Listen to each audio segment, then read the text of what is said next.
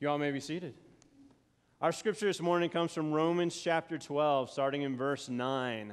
Love from the center of who you are. Don't fake it. Run for dear life from evil. Hold on for dear life to good. Be good friends who love deeply. Practice playing second fiddle. Don't burn out. Keep yourselves fueled and aflame. Be alert servants of the Master, cheerfully expectant. Don't quit in hard times. Pray all the harder. Help needy Christians. Be inventive in hospitality. Bless your enemies. No cursing under your breath. Laugh with your happy friends when they're happy. Share tears when they're down. Get along with each other. Don't be stuck up. Make friends with nobodies. Don't be the great somebody. Don't hit back. Discover beauty in everyone. If you've got it in you, get along with everybody. Don't insist on getting even. That's not for you to do. I'll do the judging, says God. I'll take care of it. Our scriptures tell us that if you see your enemy hungry, go buy that person lunch. Or if he's thirsty, give him something to drink. Your generosity will surprise him with goodness. Don't let evil get the best of you. Get the best of evil by doing good.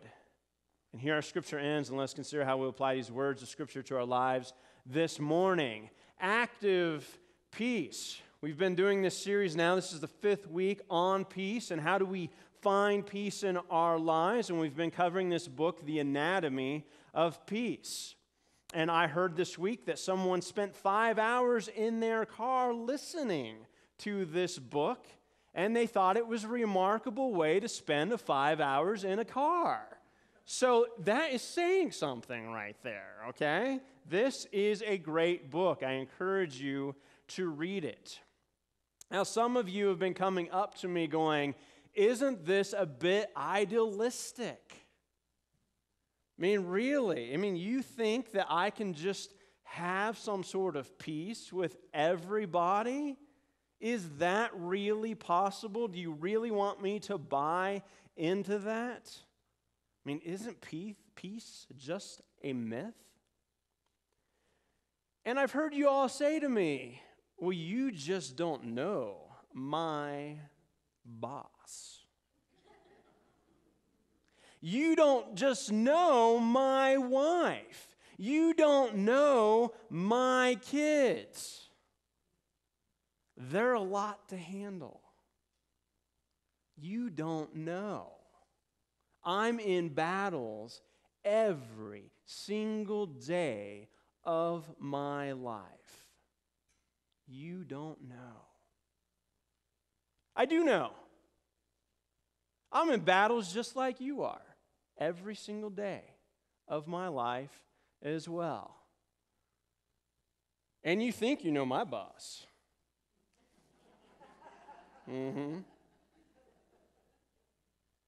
You think you might know the people in my life too.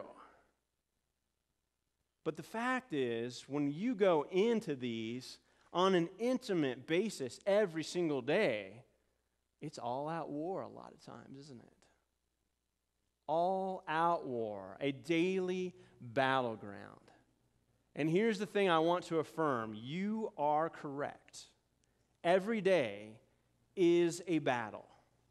Every single day is a battle for us.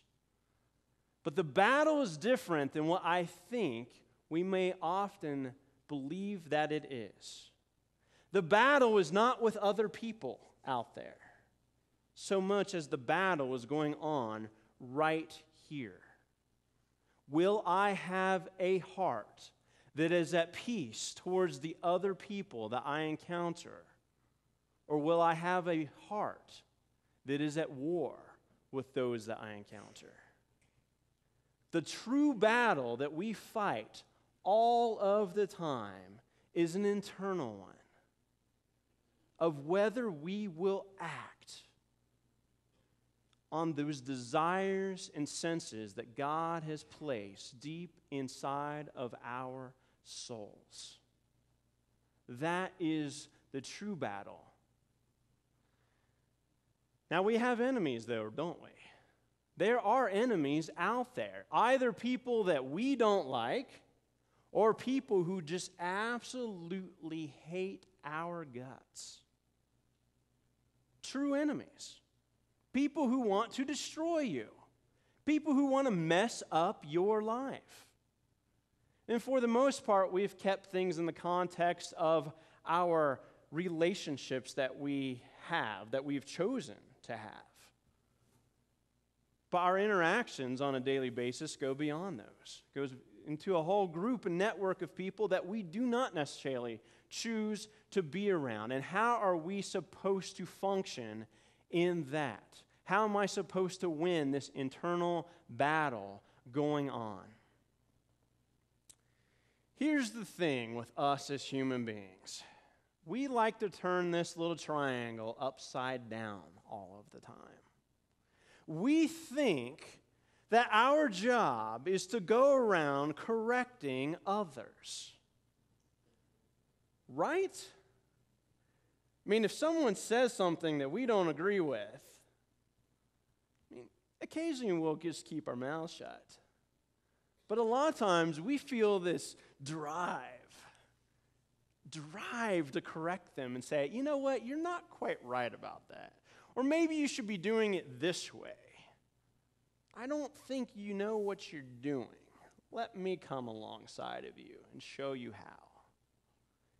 And we spend the majority of our time trying to deal with things that are going wrong. And we often spend just a little bit of time trying to help things go right in the first place. I mean, it's our own human proclivity to do that. We tend to go, I see something wrong, I'm going after it, rather than looking at the scripture text that we have today that talks about all of these things to help things go right. All the things that you learned in kindergarten, right? I mean, don't hit others. That's what the scripture text said. Don't hit others. Oh, that can be hard. I mean, we don't necessarily go around punching people anymore, right? Well, some of you do, but we hit in all sorts of different ways, don't we? We found that after first grade, we get in trouble physically hitting someone else, but we come up with some really fancy ways of doing it to people all of the time. We just got smarter about it. And this scripture text goes into all these little things. Hey, do this. You need to act this way. Make this action right here. And the thing that it lets us know over and over and over again is that peace, that love, that kindness, that grace requires something of us. We have to act. See, I can look at someone and think, I'm going to not have conflict with that person. I'm not going to engage in battle today. And at that moment, I'm still in a very passive mode. I'm not going to do something. But in order for me to really have peace in my life, inside of here, I have to treat you with goodness. Otherwise, it's never quite there, is it? If I don't try to love you, if I don't try to act peacefully to you and with you, somewhere in there, those boxes, those tapes that run through our head continue to play. And we're always at risk of getting back in the box. We're always at risk of saying, it's time to go to war. But the moment I do something for you, to you, out of love and peace, out of that deep sense inside of the soul, I've invested in you in some way. I have put a piece of myself into you, making it one step harder, just a little bit more difficult for me to go to war immediately.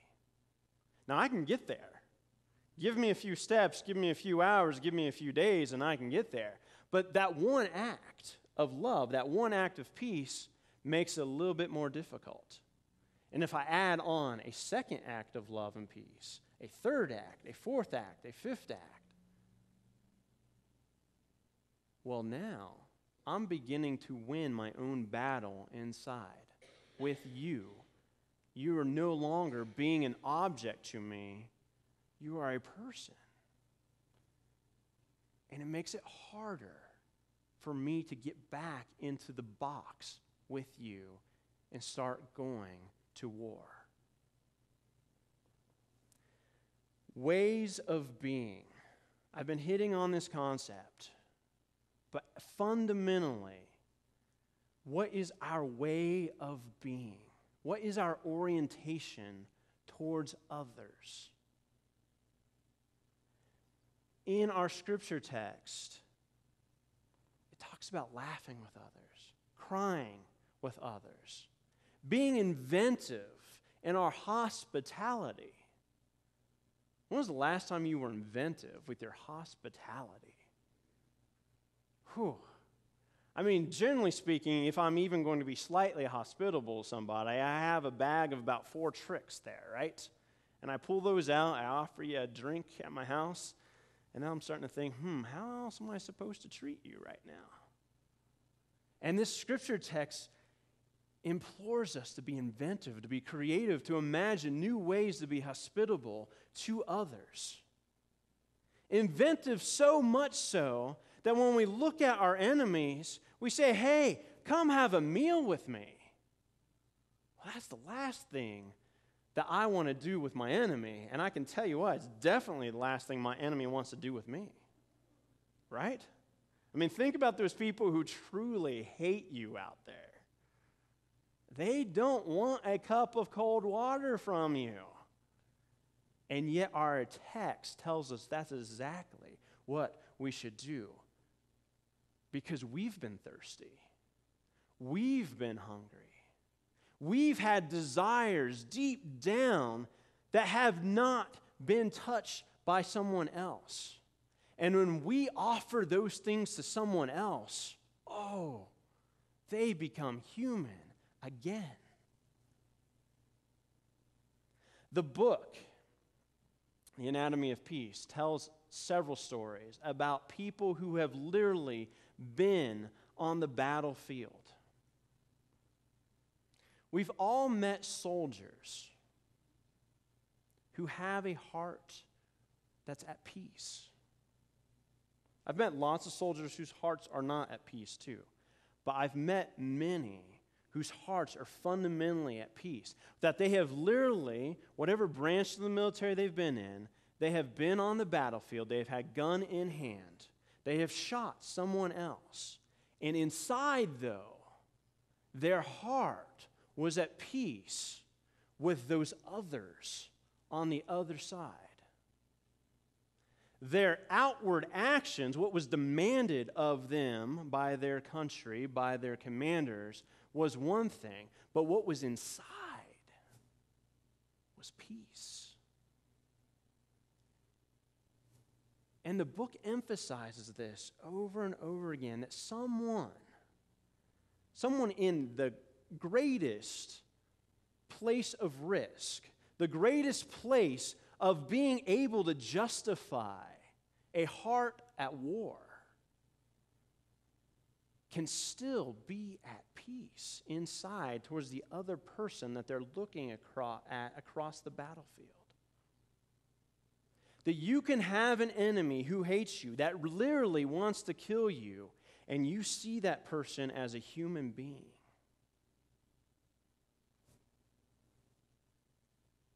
I don't know your boss. I don't know your spouse as well as you do. I don't know your kids or your parents or your brother or your sister or your neighbor across that fence. But what I do know is that me inside and you inside,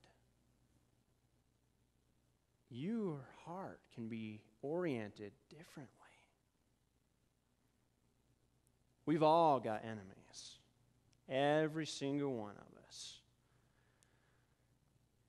Isn't it funny that you come to the New Testament in the Bible, and one of the things that we have remembered most about Jesus, one of the most famous things he's famous for, is love your enemies. Do good to those who hate you.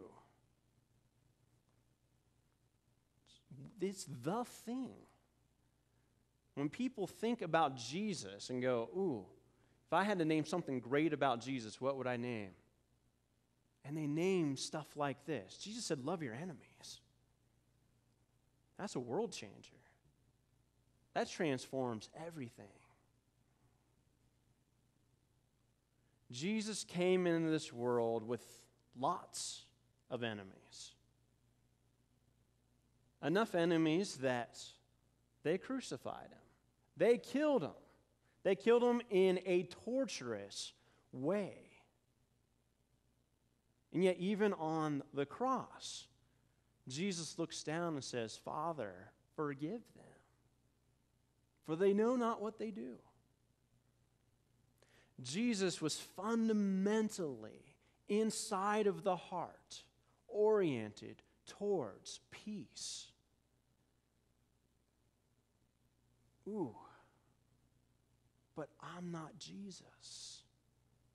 Right? I mean, that's what we're thinking. That's great for Jesus, but I'm not Jesus. You're right. You're not Jesus. I'm not Jesus. And yet, it's the only way you're going to get your life put back together. Is to continue to attempt to orient your heart towards peace, to attempt the act of grace and love towards another person. Will you fail? Yes. But oh, for the trying. Oh, for the experiment, for attempting to love someone else, for attempting to be at peace with someone else, because you know what? You might just succeed. It might just work. Because you're right. It is a little idealistic. This whole sermon series has a bend towards idealism. But what if we just try?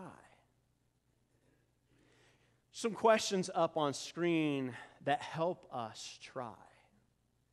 These questions, and I'll read them because the print's a little small. I didn't realize it was going to be this small, but I'll go ahead and read them.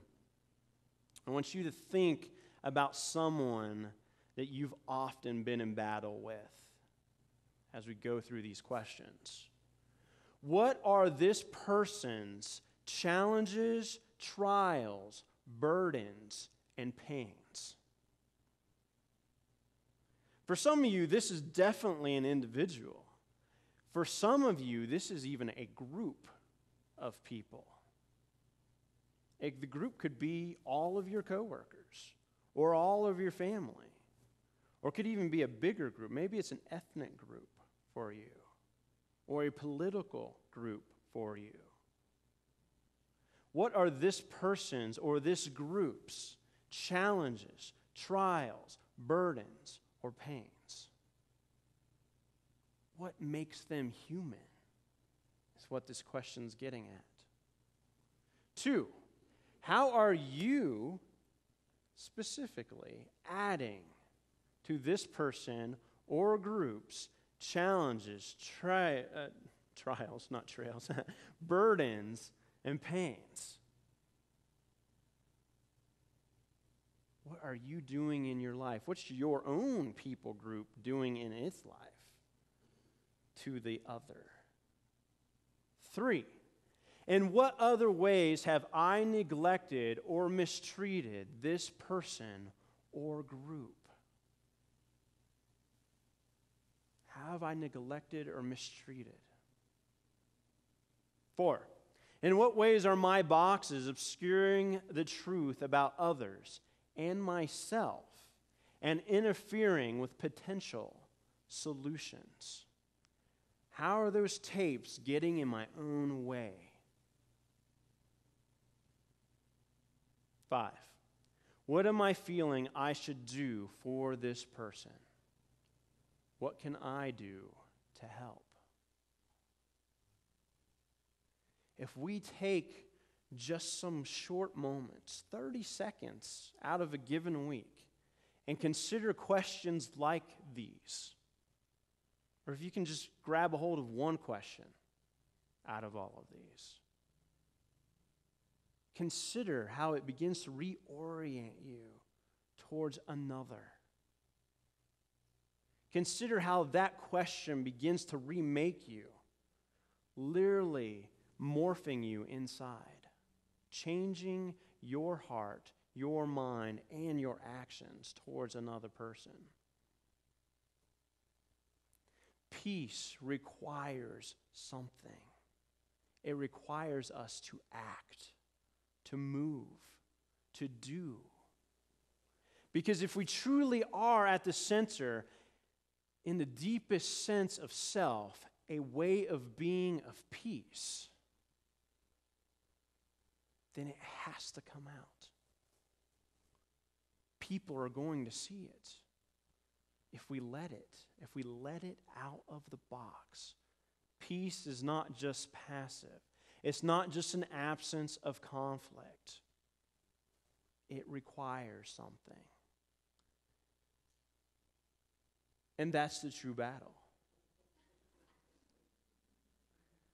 The true battle is one that is going on inside of here.